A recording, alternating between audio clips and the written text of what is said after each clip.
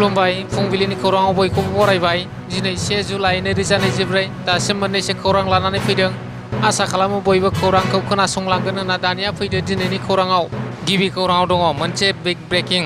दुधनैयाव सानै हिन्जावसाखौ जिनाहारि खालामग्रा आरो हिर'नमाइ खाख्लारिखौ खास्रि बिस्रियै बुथारग्रा दायनिगिरिनि न'खौ बुलडजारजों एरखुबाय। जिनाहारि खालामग्रा डन आली तालुकदार बाहार आली आरो रेहमान आलीनि न' बांखौ गोख्रों रैखाथिनि गेजेरजों बुलडजार लगायना थेर-बेथेर खालामो। दुलाराय बर' फरायसा आफादनि आफादगिरि दिपेन बर' आरो गाहाय नेहाथारि कनिन्द्र बसुमतारीनि दैदेननायजों दुधनैनि जाथायखौ लानानै सरकारा दायनिगिरिफोरनि न' बांखौ बुलडजारजों सिलिंखार खालामो। नैथि खौराङाव दङ चिरां जिल्लानि आइ दैमानि दि जाब्रां दालाङाव मासे मैदेर फिसा बोखांदों। चिरां जिल्लानि भारत भुटान सिमा ओनसोल आइफवालि दि जाब्रां दालाङाव मासे मैदेर फिसा बोखांनो मोननाय जादों। मिथिनो मोननाय बादिब्ला भुटाननिफ्राय बोहैबोनाय आइ दैमाजों गोजावबोनानै दि जाब्रां दालाङाव थाबथाफैदों मैदेर फिसाया। ओनसोलनि थागिबि रायजो राजाफोरा नुसन्ना हाग्रा बिफाननो फोरमायहरो।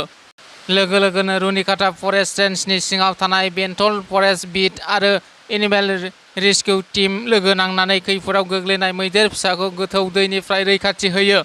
दायो रेस्किउ खालामखांनायनि उनाव मैदेर फिसाखौ रुनिकाटा फरेस्ट रेन्जनि मावख'आव दोनहैयो। थामथि खौराङाव दङ अनसुंथाइ हास्थायदों। थांनाय 28 जुन 2024 शुक्रबार बारायखालि सानसुनि समाव 12:55 रिंगासो समाव चिरां जिल्ला गुरुबासानि सिङाव थानाय लावरिपारा गामिनि साखाथि भुटान लामायाव हरखाब सिगांनिफ्राय फैबाय थानाय समाव हरखाब सौग्रावलायना गोब्राब जोखोम जायो।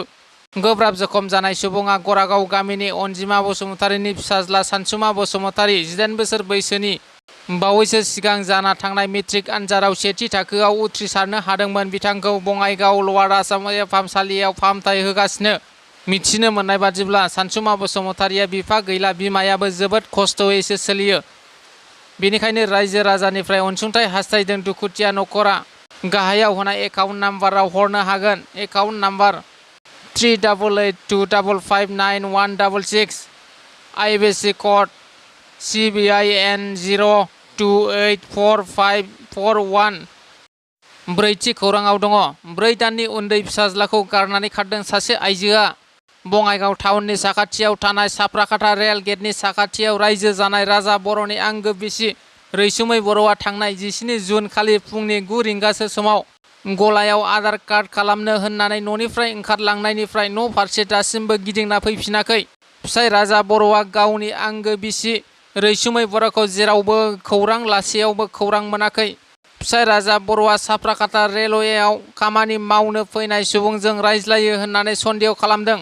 बेनिखायनो सोरबाफोर बबेबा जायगाफोराव नुसनोब्ला गावनि बिसि रैसुमै बर'खौ हमनानै दोननो एबा 8099379514 जानबुं नम्बराव खोन्थाहरनो खावलायहरदों। फिसाइ राजा बर'आ। बाथि खौराङाव दङ बावैसो सान सिगां क'क्राझार एक्सिस बेंक साखाथिनिफ्राय रां सिख'नानै खारनाय दायनिगिरिफोरखौ हमनो हाबाय।